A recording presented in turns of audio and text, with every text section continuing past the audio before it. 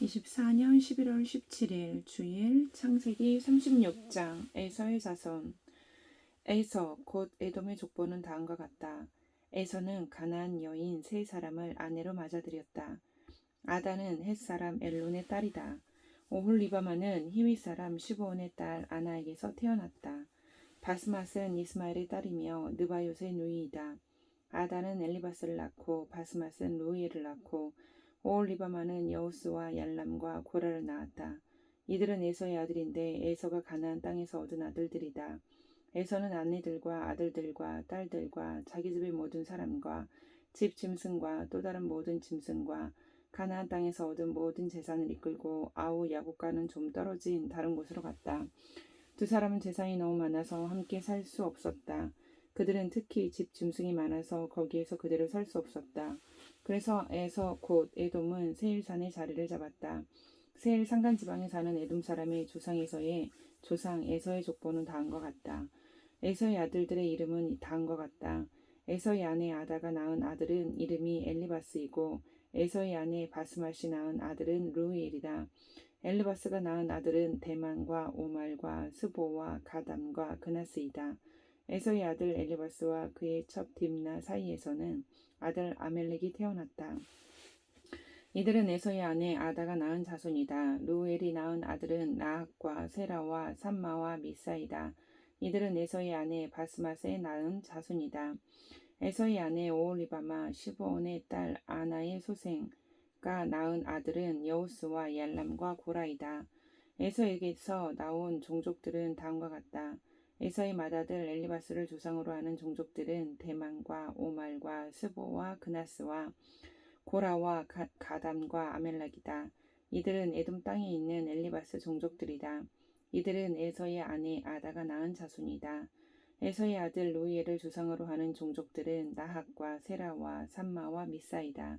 이들은 에돔 땅에 있는 루이엘 종족들이다. 이들은 에서의 아내 바스맛이 낳은 자손이다.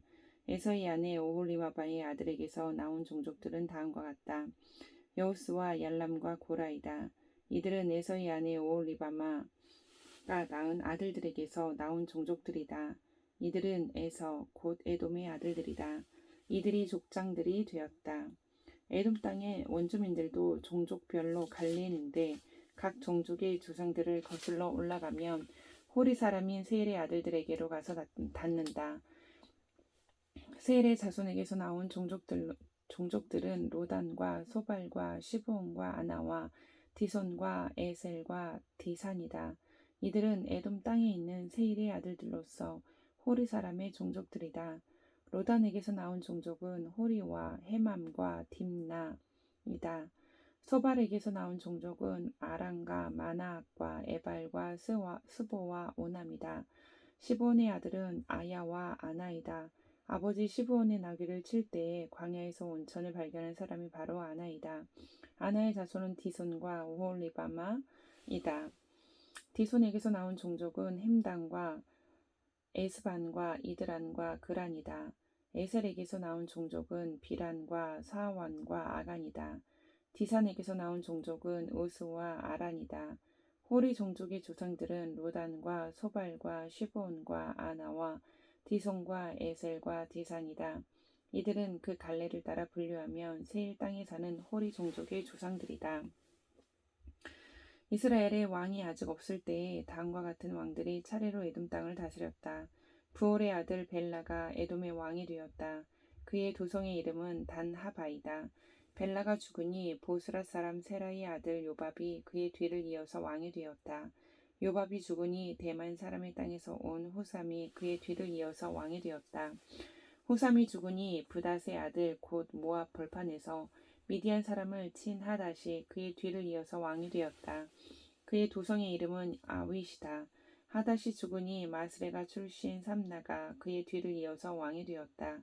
삼나가 죽으니 유프라테스 강가에 살던 르호봇 사람 사울이 그의 뒤를 이어서 왕이 되었다. 사울이 죽으니 악볼의 아들 바알 하난이 그의 뒤를 이어서 왕이 되었다. 악볼의 아들 바알 하난이 죽으니 그의 뒤를 이어서 화닷이 왕이 되었다. 그의 도성의 이름은 바울이다. 그의 아내의 이름은 무헤다벨인데 마드렛의 딸이며 메사압의 손녀이다. 에서에게서 나온 종족들을 가문과 거주지에 따라서 나누면 각각 다음과 같다. 그 이름은 딥나와 알아와 여덱과 오홀리바마와 엘라와 비논과 그나스와 대만과 밉살과 막대엘과 이람이다.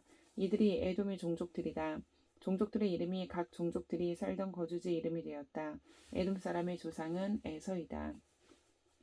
37장 요셉과 형제들. 야곱은 자기 아버지가 몸부쳐 살던 땅 곧 가나안 땅에서 살았다. 야곱의 역사는 이러하다. 17살 된 소년 요셉이 아버지의 첩들인 비라와 실바가 낳은 형들과 함께 양을 치는데 요셉은 형들의 허물을 아버지에게 일러 바치곤 하였다. 이스라엘은 늙음하게 요셉을 얻었으므로 다른 아들들보다 요셉을 더 사랑하여서 그에게 화려한 옷을 지어서 입혔다.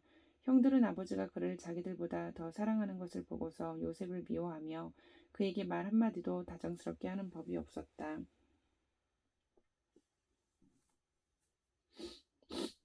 한 번은 요셉이 꿈을 꾸고서 그것을 형들에게 말한 일이 있었는데 그 일이 있은 뒤로부터 형들은 그를 더욱더 미워하였다. 요셉이 형들에게 말하였다. 내가 꾼 꿈 이야기를 한번 들어보셔요. 우리가 밭에서 곡식단을 묶고 있었어요. 그런데 갑자기 내가 묶은 단이 우뚝 일어서고 형들의 단이 나의 단을 둘러서서 절을 하였어요. 형들이 그에게 말하였다.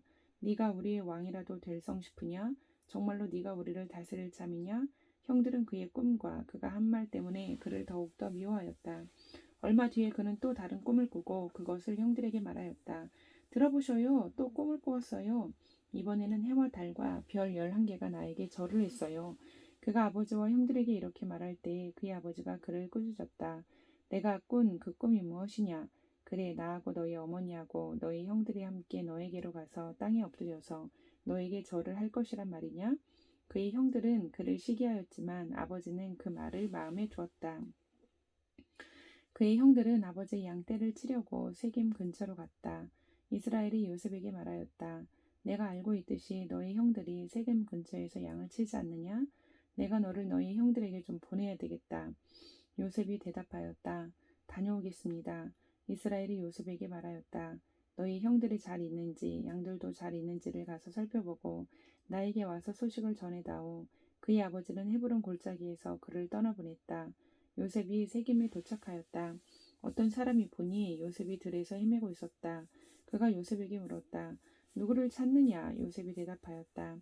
형들을 찾습니다. 우리 형들이 어디에서 양을 치고 있는지 나에게 일러주시겠습니까? 그 사람이 대답하였다. 너희 형들은 여기에서 떠났다. 도단으로 가자고 하는 말을 내가 들었다. 그래서 요셉은 형들을 뒤따라가서 도단 근처에서 형들이 있는 곳을 알아냈다. 그런데 그의 형들은 멀리서 그를 알아보고서 그를 죽여버리려고 그가 그들에게 가까이 오기 전에 음모를 꾸몄다. 그들은 서로 마주보면서 말하였다. 야, 저기 꿈꾸는 녀석이 온다. 자, 저 녀석을 죽여서 아무 구덩이에나 던져넣고 사나운 들짐승이 잡아먹었다고 하자. 그리고 그 녀석의 꿈이 어떻게 되나 보자. 르우벤이 이 말을 듣고서 그들의 손에서 요셉을 건져내려고 그들에게 이렇게 말하였다. 목숨만은 해치지 말자. 피는 흘리지 말자. 여기 들판에 있는 구덩이에 그 아이를 던져 넣기만 하고 그 아이에게 손을 대지는 말자. 르우벤은 요셉을 그들에게서 건져내서 아버지에게 되돌려 보낼 생각으로 이렇게 말한 것이다. 요셉이 형들에게로 오자 그들은 그의 곧 그가 입은 화려한 옷을 벗기고 그를 들어서 구덩이에 던졌다. 그 구덩이는 비어 있고 그 안에는 물이 없었다. 그들이 앉아서 밥을 먹고 있는데 고개를 들고 보니 마침 이스마엘 상인 한떼가 길라앗으로부터 오는 것이 눈에 띄었다. 낙타에다 향품과 유향과 모략을 싣고 이집트로 내려가는 길이었다. 유다가 형제들에게 말하였다. 우리가 동생을 죽이고 그 아이의 피를 덮는다고 해서 우리가 얻는 것이 무엇이냐? 자, 우리는 그 아이에게 손을 대지는 말고 차라리 그 아이를 이스마엘 사람들에게 팔아넘기자. 아무래도 그 아이는 우리의 형제요, 우리의 피부치이다. 형제들은 유다의 말을 따르기로 하였다. 그래서 미디안 상인들이 지나갈 때 형제들이 요셉을 구덩이에서 꺼내어 이스마엘 사람들에게 은 20냥에 팔았다. 그들은 그를 이집트로 데리고 갔다. 루우벤이 구덩이로 돌아와 보니 요셉이 거기에 없었다. 그는 슬픈 나머지 옷을 찢고서 형제들에게 돌아와서 말하였다. 그 아이가 없어졌다. 나는 이제 어디로 가야 한단 말이냐? 그들은 순염소 한 마리를 죽이고 요셉의 옷을 가지고 가서 거기에 피를 묻혔다. 그들은 피 묻은 그 화려한 옷을 아버지에게로 가지고 가서 말하였다. 우리가 이 옷을 주었습니다. 이것이 아버지의 아들의 옷인지 잘 살펴보시기 바랍니다. 그가 그 옷을 알아보고서 부르짖었다. 내 아들의 옷이다.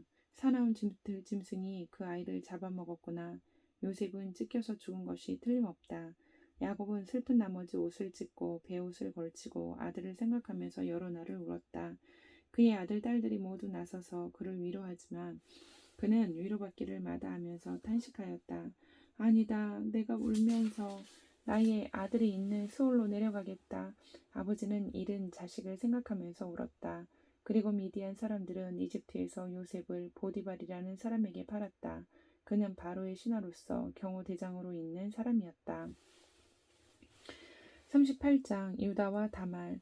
그 무렵에 유다는 형제들에게서 떨어져 나가 하라라고 하는 아둘람 사람이 사는 곳으로 가서 그와 함께 살았다. 유다는 거기에서 가나안 사람 수아라고 하는 사람의 딸을 만나서 결혼하고 아내와 동침하였다. 그가 임신하여 아들을 낳으니 유다가 그 아들 이름을 에르라고 하였다. 그가 또 임신하여 아들을 낳았다. 이번에는 아이의 어머니가 그 아들 이름을 오난이라고 하였다. 그가 또다시 아들을 낳고 이름을 셀라라고 하였다. 그가 셀라를 낳은 곳은 거십이다. 유다가 자기 맏아들 에르를 결혼시켰는데 그 아내의 이름은 다말이다. 유다의 맏아들 에르가 주님께서 보시기에 악함으로 주님께서 그를 죽게 하셨다. 유다가 오난에게 말하였다. 너는 형수와 결혼해서 시동생으로서의 책임을 다해라. 너는 내 형의 이름을 이을 아들을 낳아야 한다. 그러나 오난은 아들을 낳아도 그가 자기 아들이 안 되는 것을 알고 있었으므로 형수와 동침할 때마다 형의 이름을 이을 아들을 낳지 않으려고 정액을 땅바닥에 쏟아버리곤 하였다. 그가 이렇게 한 것이 주님께서 보시기에 악하였다. 그래서 주님께서는 오난도 죽게 하셨다. 유다는 자기의 며느리 다말에게 말하였다. 나의 아들 셀라가 다 클 때까지 너는 내 친정 아버지 집으로 돌아가서 과부로 살고 있거라. 유다는 셀라를 다말에게 주었다가는 셀라도 제 형들처럼 죽을지 모른다고 생각하였다. 그 뒤에 오랜 세월이 지나서 수아의 딸 유다의 아내가 죽었다. 곡을 하는 기간이 끝났을 때에 유다는 친구 아둘람 사람 히라와 함께 자기 양들의 털을 깎으러 딥나로 올라갔다. 다말은 너희 시아버지가 양털을 깎으러 딥나로 올라간다 하는 말을 전해 듣고서 과부의 옷을 벗고 너울을 써서 얼굴을 가리고 딥나로 가는 길에 있는 에나임 어귀에 앉았다. 그것은 막내 아들 셀라가 이미 다 컸는데도 유다가 자기와 셀라를 짝지어 주지 않았기 때문이다. 길을 가던 유다가 그를 보았지만 얼굴을 가리고 있었으므로 유다는 그가 창녀인 줄 알았다. 그래서 유다는 그가 자기 며느리인 줄도 모르고 길가에 서 있는 그에게로 가서 말하였다. 너에게 잠시 들렀다 가마. 자, 들어가자. 그때 그가 물었다. 저에게 들어오시는 값으로 저에게 무엇을 주시겠습니까? 유다가 말하였다. 나의 가축 떼에서 새끼 염소 한 마리를 보내마. 그가 물었다. 그것을 보내실 때까지 어떤 물건이든지 담보물을 주시겠습니까? 유다가 물었다. 내가 너에게 어떤 담보물을 주랴? 그가 대답하였다. 가지고 계신 도장과 허리끈과 가지고 다니시는 지팡이면 됩니다. 그래서 유다는 그것들을 그에게 맡기고서 그에게 들어갔는데 다말이 유다의 아이를 임신하게 되었다. 다말은 집으로 돌아와서 너울을 벗고 도로 과부의 옷을 입었다. 한편 유다는 자기 친구 아둘람 사람 편에 새끼 염소 한 마리를 보내고 그 여인에게서 담보물을 찾아오게 하였으나 그 친구가 그 여인을 찾지 못하였다. 그 친구는 거기에 사는 사람들에게 에나임으로 가는 길가에 서 있던 창녀가 어디에 있느냐고 물었다. 그러나 그들의 말이 거기에는 창녀는 없다고 하였다. 그는 유다에게 돌아가서 말하였다. 그 여인을 찾지 못하였네. 그보다도 거기에 사는 사람들이 그러는데 거기에는 창녀가 없다고 하네. 유다가 말하였다. 가질 테면 가지라지. 잘못하다가는 창피만 당하겠네. 어찌하였든지 나는 새끼 염소 한 마리를 보냈는데 다만 자네가 그 여인을 찾지 못한 것일 뿐일세. 석 달쯤 지난 다음에 유다는 자신의 며느리 다말이 창녀짓을 하여 임신까지 했다는 소문을 들었다. 유다가 명하였다. 그를 끌어내서 화형에 처하여라. 그는 끌려 나오면서 시아버지에게 전가를 보냈다. 저는 이 물건 임자의 아이를 배웠습니다. 하고 말하였다. 다말은 또 말을 계속하였다. 잘 살펴보십시오. 이 도장과 이 허리끈과 이 지팡이가 누구의 것입니까? 유다는 그 물건들을 알아보았다. 그 아이가 나보다 옳다. 나의 아들 셀라를 그 아이와 결혼시켰어야 했는데 하고 말하였다. 유다는 그 뒤로 다시는 그를 가까이 하지 않았다. 다말이 몸을 풀 때가 되었는데 태 안에는 쌍둥이가 들어 있었다. 아기를 막 낳으려고 하는데 한 아기가 손을 내밀었다. 산파가 진홍색 실을 가져다가 그 아이의 손목에 감고서 말하였다. 이 아이가 먼저 나온 녀석이다. 그러나 그 아이는 손을 안으로 다시 끌어들였다. 그런 다음에 그의 아우가 먼저 나왔다. 산파가 어찌하여 네가 터뜨리고 나오느냐 하고 말하였다. 그래서 이 아이 이름을 베레스라고 하고 그의 형 곧 진홍색 실로 손목을 묶인 아이가 뒤에 나오니 아이 이름을 세라라고 하였다. 아멘.